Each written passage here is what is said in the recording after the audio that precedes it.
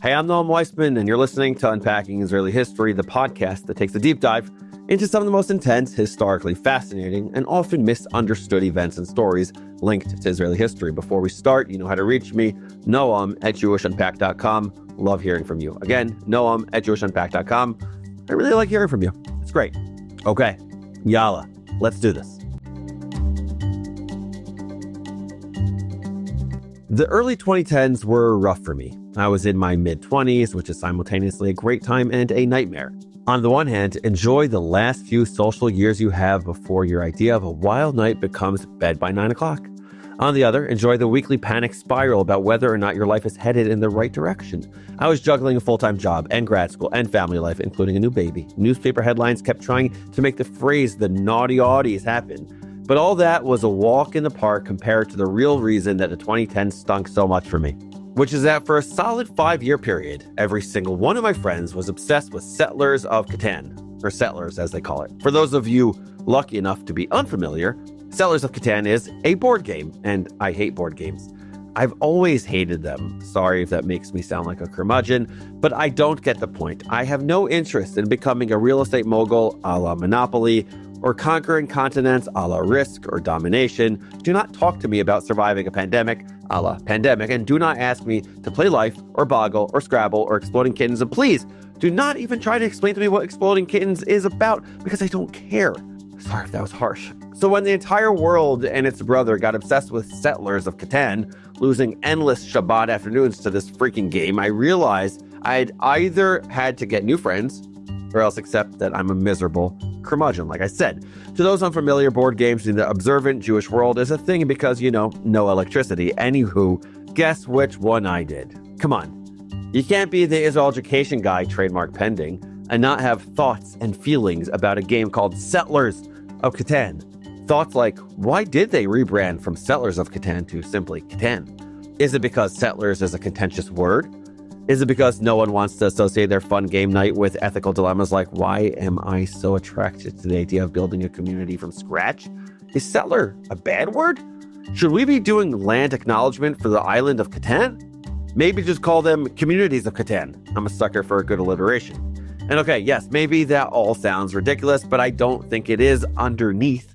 I think the word settler is triggering to many, many people, myself included, because if you're Jewish or Israeli or just a person who thinks or cares about Israel, settler is a word with baggage. Nearly 500,000 Jewish Israelis live in the West Bank outside of the so-called Green Line that demarcates Israel's pre-67 territory, and it's hard to imagine a more vilified population. I mean, just look at the words used to describe these West Bank communities. In 2016, the UN Security Council held a meeting titled, quote, "Illegal Israeli Settlements, Obstacles to Peace and a Two-State Solution." In the 1970s, when there were just a few thousand Jewish people living there, former Prime Minister Yitzhak Rabin called these communities a cancer several times. It's growing increasingly rare to see the word settler without the word extremist in front of it these days. I mean, even the words settlement and settler suggest settler colonialism and land theft. And if that's how we're describing West Bank communities, what are we saying about the people who live in them? Are they an obstacle to peace? Are they a cancer? Illegal occupiers? And if you're going to concede the point and call them settlers, then where do you draw the line between a settler, which could maybe be neutral, and a settler colonialist, which is very, very bad? No one's like, oh yeah, call me a settler colonialist. I love that. That's the real question. Here's why. Our audience is all over the political map, and I love that. And they're observant, like scary observant, not like religiously observant. I mean, though maybe some are, and that's cool. But I mean perceptive. That's what I mean by observant. Some have pointed out to me that in the early days of this podcast, I was very careful not to use hot button words without first doing a lot of throat clearing. First of all, mad respect to those of you who listen so closely. Second of all, I'm a little intimidated, not gonna lie. Anyway, those of you with supersonic ears have reflected that I seem to have conceded some territory, so to speak. See what I did there? In the early days of this podcast, I was very careful not to use the word occupation, again, at least without a lot of throat clearing. And then I read Yossi Klein Halevi's brilliant formulation. I think he really gets it right. He argues that the occupation is real. Of course it's real. It's because it's real. But it's an occupation, not of land, but of people. Let me say that again. There is no land more Jewish than Judea Samaria. And there is a Palestinian people there living under military control. Some of our listeners have written to me worried that I might change my tune about other contentious labels. Am I going to accept charges like apartheid, like settler colonialism? If I shifted on the term occupation, what's to stop me from shifting on anything else? So let me reassure you right now. The term occupation, as I understand it, actually fits here, though I caveat it very much so with military occupation. But the term settler colonialism is an unacceptable pejorative with no basis in reality. And so I want to take a moment to reassure you listening, or to bother you, I don't know, but this podcast is never, ever going to adopt either term to describe Israel's policies. Those terms are just ahistorical, which would be a little ridiculous for a history podcast, not to mention unduly provocative. The settlements are not settler colonialism. You cannot be a settler of your own land. You cannot colonize your own history. As we discussed in the apartheid episode, radicalism breeds radicalism. The more extreme the language on one side, the sharper it gets on the other. Pay close attention to that in your life. The more fervent the defense of settlements will be on the other side, even as some settlers grow increasingly violent. And trust me, we'll get to that whole mess, because I teach the full history. That's what I do. But just because I'm firmly in the camp of settlements do not equal settler colonialism, that doesn't mean this whole situation is cut and dry. There's still nuance here. I mean, duh. And we've gotten so much feedback over the years asking us to unpack the issue of Israeli settlements, giving history, context, and maybe even some insights along the way.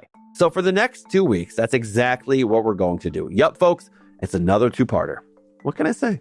There's a lot to talk about here. There was just so much to unpack, and we needed 2 episodes to cover it all. Hope that's okay. We'll explore questions like, are all settlers wild-eyed religious fanatics? And how did the settlement movement start? And what's life like in a settlement anyway? And are there different types of settlements? And what is the Israeli government's policy on settlements? And are settlements really the obstacle to peace? And what about Palestinians? How do they feel about all of this? And. So this episode, we're going to start with the basics. We got to start with the basics. In life, it's important. We'll cover language, parsing all the layers of terms like settler and settlement. We'll cover some basic history, including the roots of the religious settlement movement, as well as early Israeli policy regarding settlements. We'll meet a few settlers from all over the religious and political spectrum. Next episode, we'll pick up with arguments for and against settlements. We'll talk about their impact on Palestinians. We'll meet even more settlers. We'll address the issue of settler violence. And we'll close out with our usual 5 fast facts and enduring lessons as I see them. And then we'll play a game, how many times did Noam say settler? And we'll go from there. So let's get ready to settle the question of Israeli settlements once and for all. Sorry, I had to. Part 1, there is no neutral. If talking about Israel is like a game of poker, we all lose. Wow, what an analogy, huh? But here's what I mean. I'm told that having a good poker face, tip Lady Gaga, is crucial to maintaining an upper hand in poker. My daughters are cringing right now. I have no idea if this is true since I haven't played poker since the 7th grade. No Catan, no poker. I'm really just not a games guy. I'm sorry. But I'll trust the conventional wisdom on this one. The thing is, there's absolutely no way to maintain a proverbial poker face when you're talking about Israel. Every single term you use is loaded. All of them give away your position instantly. It's exhausting. And so from the jump, the team and I had a rough time deciding how we would title this episode and even what words we would use to describe its characters. Would we reference the West Bank or Judea and Samaria? Would we talk about the Palestinian territories or the occupied Palestinian territories or even Palestine? So hear me out. Stretch those empathy muscles. I don't know what I'm doing here, but stretch them. If I use the term occupied Palestinian territories or Palestine, then people to the center right or right typically shut down. They say, not a podcast for me, not content for me. If I use the term Judea Samaria, then people on the left think I'm a lunatic. Would we even use a term like settlement with all its connotations or the more neutral communities? Would we refer to Jews who live in the West Bank / Judea and Samaria / the Palestinian territories as settlers? Or would we just call them Israelis living on ancient Jewish land? There's just no neutral here. No matter what language we use, someone is going to get upset. So I've decided that I'm going to go with the most internationally recognized terms, not because I necessarily agree with them one way or the other, but they are the terms that most of the world uses. Like I said in the episodes about apartheid, link in the show notes, I'll refer to the area under dispute as the West Bank, and to the Israeli Jews who live there as settlers, not because they are settler colonialists, which they are not, and which is a term used to antagonize and delegitimize, but whether you like the language or not, I'm asking you, the listener, to please put aside your term preference, term gate, as we'll call it, also trademark pending, and lean into the substance and content, which is why people come to this podcast. I hope anyway. That's what I tell myself. So before you whip out your phone to write me an enraged email, no, seriously, I love emails, noam@jewishnunpacked.com, enraged or otherwise, let me just say this.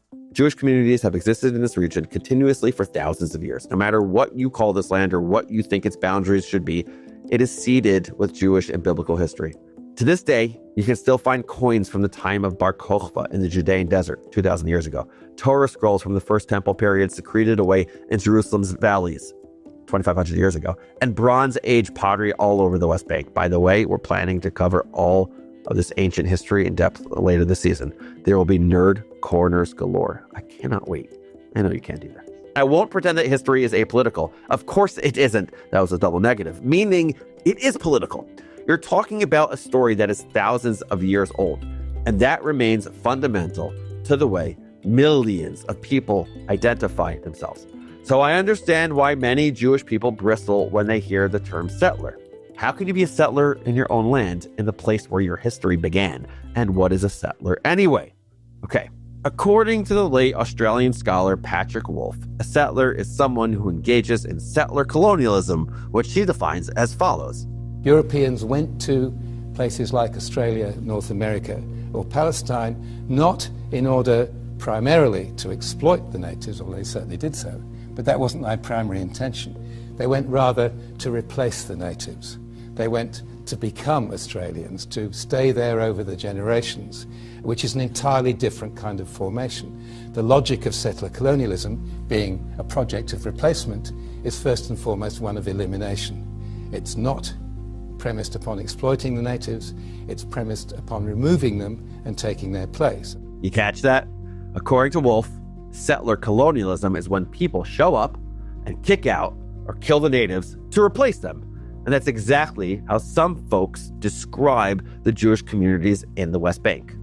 Like this young person on TikTok. Israel's attention is on settling the West Bank further, approving 3,400 new housing units to be built in the West Bank, which is the Palestinians' land. That is not Israel's. They are colonizing the West Bank. Or like this young person on TikTok. The two-state solution is dead, and here's why. Israel has systematically destroyed it with the help of the US by building illegal Israeli settlements, which are segregated Jewish-only communities built on Palestinian land in the occupied West Bank, which is against international law. Israel has effectively turned the West Bank into an extension of their settler colony. Of course, there's also the people who believe that all of Israel is a settler colony. In other words, there are people who believe that Israel, and particularly the Israeli communities in the West Bank, is one big project of European settler colonialists to expel native people from their homes and steal their indigeneity in the process. Links in the show notes for why such claims are, again, ludicrously ahistorical. And I just want you to be historical, you know what I'm saying? But settler is an English word. And while many of the big conversations about settlers and settlements are happening in English, we would be very remiss if we didn't address how Israelis refer to settlers or settlements in their native language. There are two words for settler in modern Hebrew, as far as I know, both of which come from biblical roots. There's mityashev for a man, or mityashevet for a woman, words that literally mean to settle or even to sit. The pre-state Jewish community in Israel was known as the Yishuv. It's the same root. Yud, Shin, Vet. I'm not trying to show off, but I was the king of the roots, or the Shoresh bee, when I was in 3rd and 4th grade. But anyway. So listen, it comprised all sorts of Jews. Jews who had been in the land since biblical times. Jews who had fled to the Ottoman Empire after the Spanish Inquisition. When was that? Late 15th century. Jews who had fled medieval pogroms and come back to their homeland. Jews who arrived in the 18 or 1900s, all fired up on modern Zionism. It has no negative connotations at all. It's the type of settlement that's entirely neutral. It's a term much closer to a community than to a settler colony. Then there's the second, slightly more loaded word, mitnachel for a man or mitnachelet for a woman. Depending on context, the verb lehitnachel can mean to inherit or to inhabit. So when Israelis refer to settlers as mitnachlim and settlements as hitnachluyot, they're tying together two concepts, inhabiting inherited land. Say that 10 times fast, don't try actually, it's going to be really hard. It's a reminder that this land isn't randomly chosen, it was promised as a divine inheritance. This ain't Argentina for the Jewish people, it ain't Uganda. It's the land of Israel, but it gets more complicated because of course it does. The exact same word, mitnachel, is also used in modern Hebrew to mean an illegal squatter. Which means that mitnachel can mean someone possessing their inheritance or someone living on illegally seized land. And that perfectly encapsulates the complexity of this issue. An English settler has only negative connotations, and Hebrew has both negative and positive ones. So, are Israeli settlers living on divinely inherited ancestral land? Are they squatters illegally parked on territory that belongs to someone else? Or are they a third thing, somewhere in between the two poles I've just presented? Spoiler, you'll have to come up with the answers on that one for yourself because it all depends on where you stand, not where I stand. And where exactly do these so-called settlers stand? Well, again, depends on who you ask. Some might say Yehuda and Shomron, aka Judea and Samaria, the land's biblical name, a reminder that Jews have been rooted here for thousands of years. A reminder that the land is theirs to settle. This is Rabbi Mati Karpel, who co-founded the Israeli settlement of Bat Ayin, a relatively small and highly controversial community in the Gush Etzion settlement block between Hebron and Jerusalem. People think, and we, the Israelis, say, the land of Israel is our homeland, right? The concept of homeland is European. The land of Israel isn't our homeland or birthplace. It's our destiny. It's the land where we're supposed to fulfill our destiny in world history and in all of creation. Rabbi Mati Karpel, a man unafraid to have strong opinions. But even within Israel, there are plenty of people who don't use the land's biblical name of Yehuda v'Shomron, or Judea and Samaria. Like much of the rest of the world, many Israelis use the Hebrew translation for the rather clinical-sounding West Bank, a name that carries its own specific subtext. Because the West Bank, or in Hebrew, Haggadah HaMa'aravit, refers to the territory's location on the western bank of the Jordan River. Remember how modern Israel came into being? If you don't, hey, links in the show notes. Do you ever check those show notes, by the way? I really would love if you did, because it's all there. After Israel declared independence in May of 1948, literally all the neighbors showed up for a visit, with assists from a couple of other Arab countries like Iraq and Saudi Arabia. And again, I must say to Iraq and Saudi Arabia, you don't even go here. She doesn't even go here.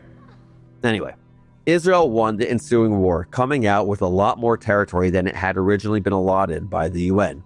The West Bank and East Jerusalem, however, ended up in Jordanian hands, and in 1950, Jordan officially and illegally annexed the West Bank. 4 years later, the King of Jordan officially offered Jordanian citizenship to the Palestinians who lived there. Got all that? It's important. But the Jordanians didn't hold the West Bank for long, like not at all, because in 1967, Israel quadrupled its territory by capturing huge tracts of land from Jordan, Egypt, and Syria. Virtually overnight, teeny tiny little Israel, which was only 9 miles wide at its narrowest point, was suddenly in control of the West Bank and East Jerusalem, the Golan Heights, the Sinai Desert, and the Gaza Strip. Nuts! Which brings us to part 2, choices. As you might remember from our 6-Day War miniseries, link in the show notes, many Israeli leaders assumed they would trade most of this land in exchange for peace. Many in the relatively dovish Labor government had no intention of hanging on to the West Bank or the Sinai Peninsula forever. The finance minister worried that hanging on to the territory would lead to an over-reliance on cheap labor from the 1.2 million Arabs in Gaza and the West Bank. The foreign minister warned that hanging on to the territory would be a bad move diplomatically. Turns out, decently prescient. But some of the more hawkish voices in the opposition parties floated the idea of hanging on to the territories. They would provide extra security. Plus, they were historically Jewish land that the state of Israel had been forced to give up during negotiations in 1947, UN partition plan, and after the war in 1948. But now, they argued, Israel had won that land fair and square in a war they had tried to desperately avoid. Egypt had been making noises for months about attacking the Jewish state. They had amassed troops along the border and restricted Israel's access to the Straits of Tiran, which was the Jewish state's economic lifeline. Meanwhile, the Syrians were spewing such nasty anti-Israel rhetoric that the UN had to step in and ask them to please tone it down. 3 guesses how that one went. So while it's true that Israel attacked first in a surprise operation that took out Egypt's entire air force and clinched the Israeli victory, this was merely the first physical strike in a war that Egypt had started by closing shipping lanes. Why does that matter? Well, ever heard of FAFO? It's my favorite internet acronym for the timeless warning of F around, find out. Hey, children are listening. In 1967, Egypt and Syria had effed around with Israel, dragging a reluctant Jordan with them. And then all 3 countries had their hats handed to them in a process we call finding out. But international law no longer recognizes FAFO as the default for settling disputes. Thanks to the Geneva Conventions, there are now rules around acquiring land through war. Even a defensive war won fair and square. These days, if you acquire land through war, you're considered an occupying power, and that subjects you to all sorts of rules.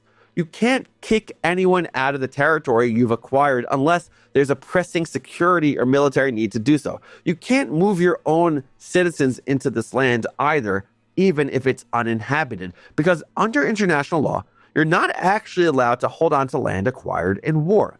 Any occupation is supposed to be temporary.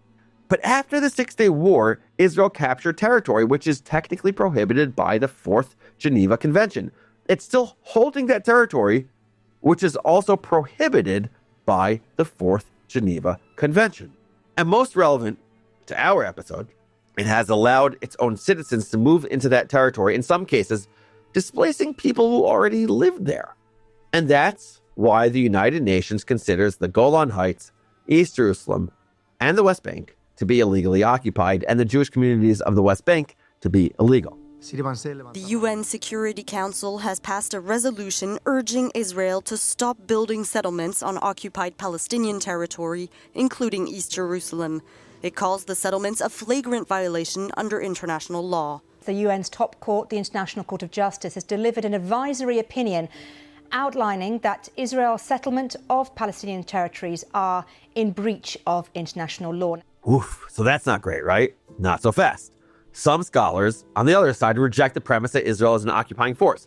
Here's what they argue. They argue that in 1967, the West Bank didn't really belong to anybody. The Jordanians had seized control illegally, annexing land that didn't belong to them. When Israel took control, they were actually liberating that land from the Jordanian occupation. Under this interpretation of events, the West Bank isn't actually occupied, which means the 4th Geneva Convention just doesn't apply. Instead, they argue the West Bank is disputed. Sure, 2 different parties claim it for their own, but Israel still has a right to build there.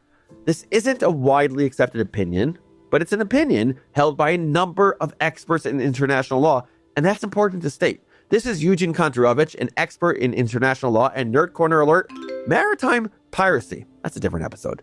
Here he is on the Jewish Broadcasting Service explaining that many of the legal terms used to discuss settlements actually obfuscate the reality. The entire discussion of the legality of Jewish communities in Judea and Samaria is premised on just a few words in a completely obscure provision of a very specialized treaty, words which have never been interpreted or applied to any other country, in one particular treaty, which does not even apply to Israel for various reasons.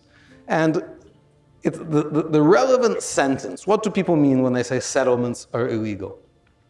First of all, what they really mean is that Israel is required by some principle of international justice to maintain Judea and Samaria as a Jew-free zone indefinitely, until the Palestinians agree to take it off their hands and maintain it as a Jew-free zone themselves.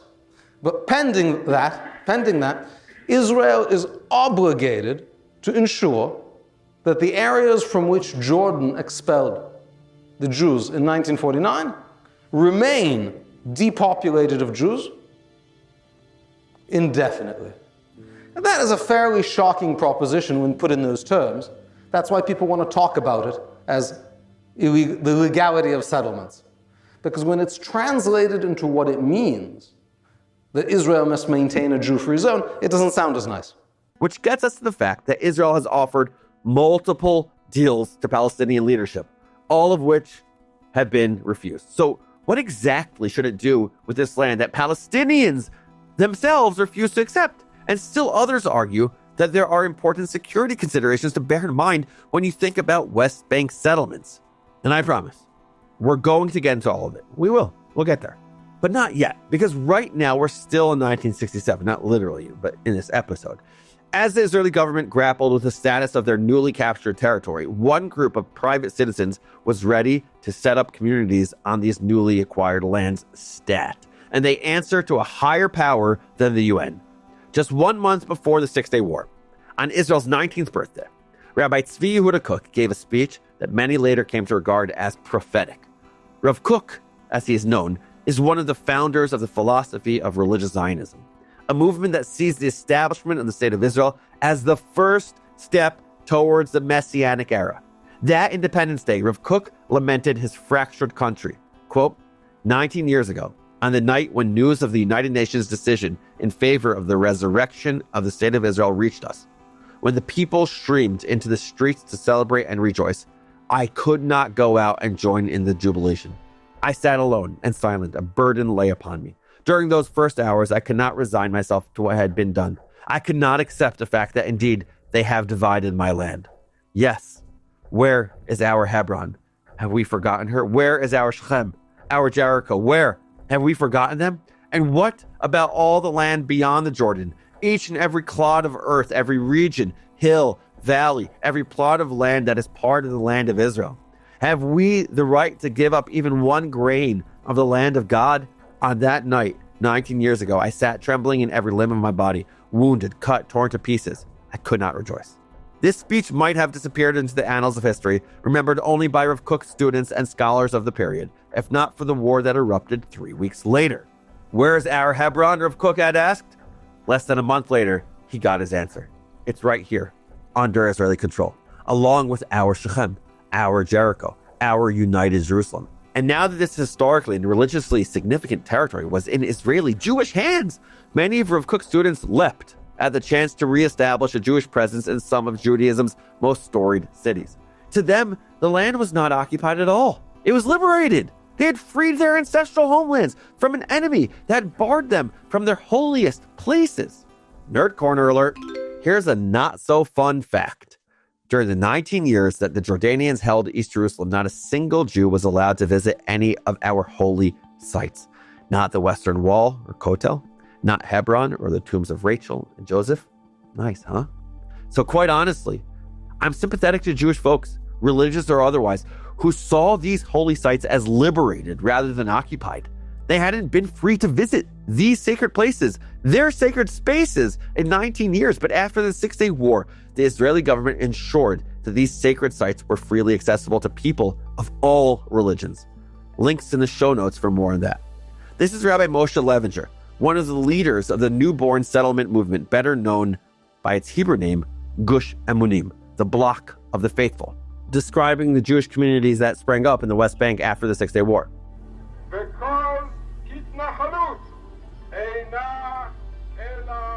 Every settlement is the profusion of the holy light shining upon the world. It's heavy stuff. Heavy stuff. Eager to fulfill their dream of settling all of Israel, the Gush Emunim movement often operated on an ask forgiveness, not permission strategy. Effectively, new settlers would plant their feet in the West Bank and unilaterally declare the founding of a Jewish community. At that point, Israel's government had a choice: forcibly remove them or give them permission to keep on building. Instead, the government adopted a frustratingly ambiguous policy of doing neither. They didn't say no, you can't build here, and send in the IDF to remove these new communities, but they also didn't say, of course you can build here. Here's a green light and a tax break. At least not at first, not in the West Bank. But it might surprise you to know that many of Israel's earliest settlements were not built with religious motivations in mind. In fact, The settlement movement, as we know it, didn't really gain mass traction until the late 70s, which means that the first sanctioned settlements in the West Bank sprang up at the behest of a secular, dovish Israeli administration. Surprised to hear that? Yeah, you're not alone. Most people associate West Bank communities with the political right, not with the left. But in 1967, things were a little different than they are now, and I'm not just talking about the fashion. The Israeli government had just acquired a boatload of territory from 3 hostile neighbors, and now it had 3 options, and hear them all out. Well, 3 practical options. The UN had offered its own entirely impractical solution, thanks UN. In November of 1967, the UN passed Resolution 242, which called on Israel to return all the territory in exchange for lasting peace. Now, there's a whole debate about the French version of the UN Resolution 242 or an English version of UN Resolution 242, whether or not it's territory or the territory, but we're going to move on. But as you'll hear shortly, the Arab states had announced earlier that fall that they had zero interest in lasting peace. So advocating for this resolution was a bit like advocating that everyone stop taking cars everywhere and ride their pet unicorns instead. Nice to think about and totally divorced from reality. Which left Israel with 3 realistic options. Here they are. Option 1.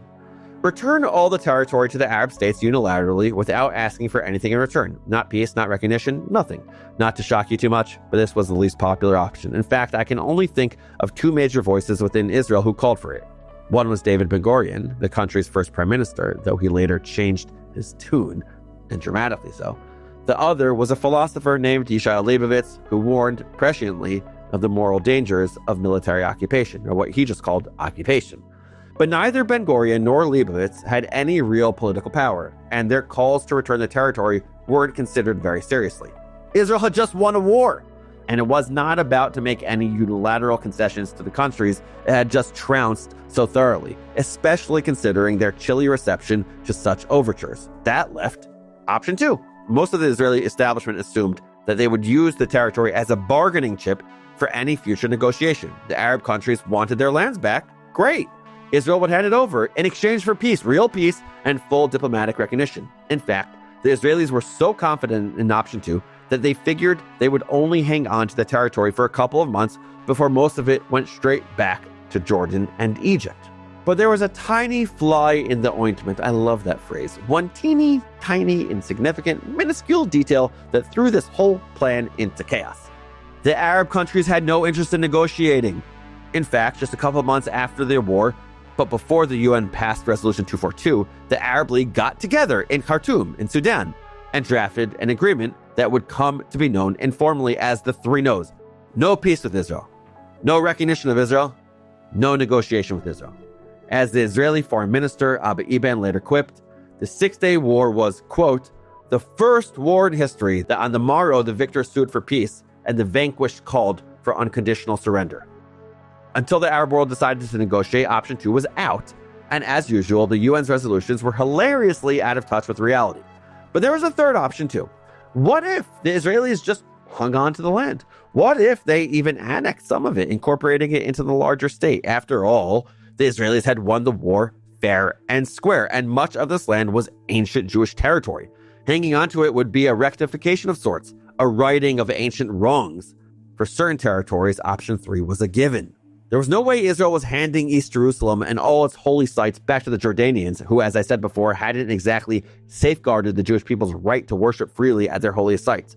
So Jerusalem was off the negotiating table. But the status of the West Bank, Gaza, the Sinai, and the Golan Heights was a lot more fluid. And as long as the Arab world was bound by the 3 no's, Israel would make the decisions that best served its own interests, like enhancing its own security. Remember, Israel's small, like really small. In 1948, it was a mere 9 miles across at its narrowest point. It was a miracle that the Jordanians did not succeed in cutting the country in half during the War of Independence. And it was an even bigger miracle that the communities directly under the Golan Heights had not taken matters into their own hands, considering that the Syrians had been shelling them for years. Israeli Foreign Minister Abba Eban had a name for this geographic death trap. He called them the Auschwitz borders. Edgy language, and very evocative. But now Israel held the West Bank and the Golan Heights. If they set up a few communities in strategic locations, they would have an excellent buffer between major Israeli population centers and the hostile neighbors who wanted nothing more than to bomb those population centers into oblivion.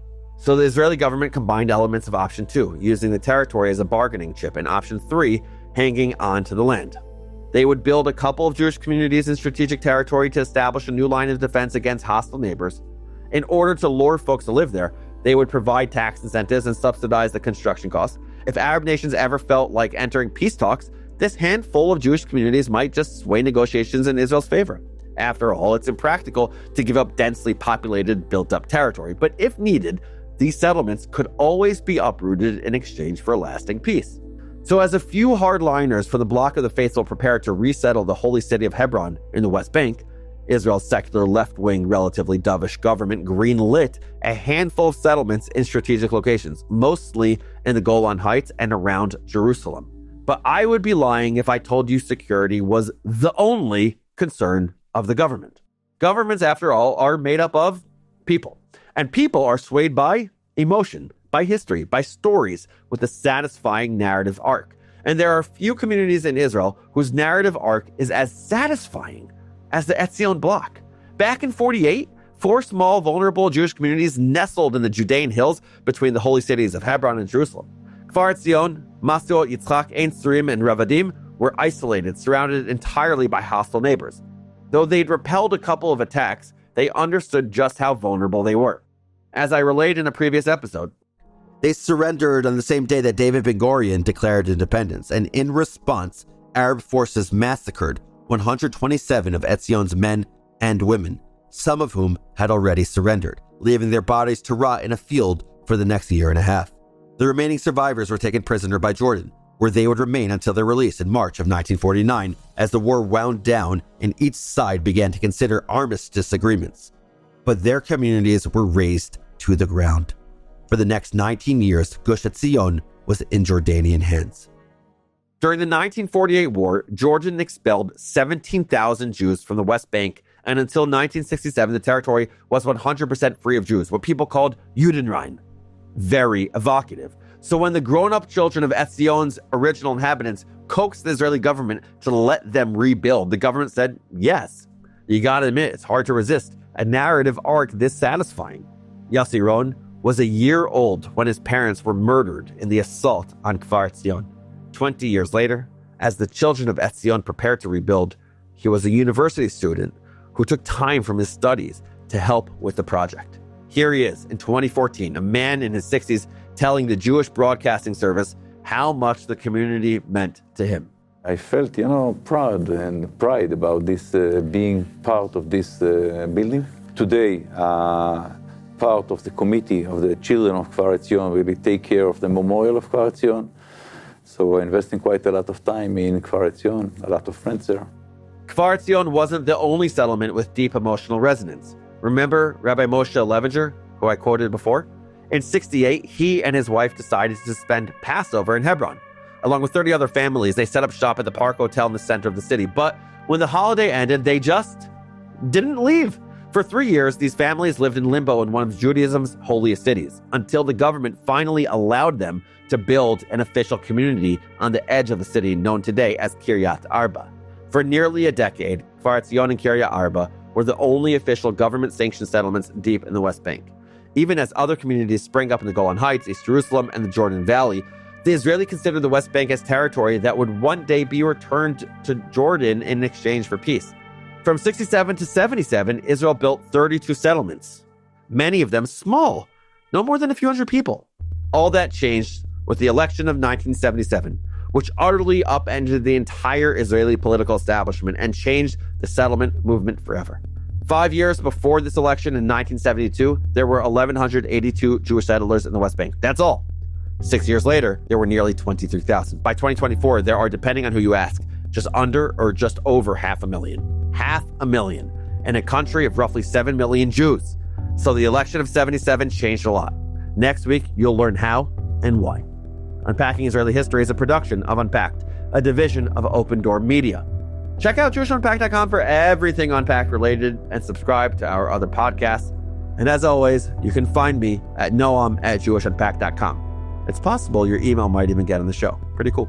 This episode was produced by Rifki Stern. Our team for this episode includes Esther Baruch, Adi Elbaz, Hansa Perez, and Rob Pera. I'm your host, Noam Weissman. Thanks for joining us. See you next week.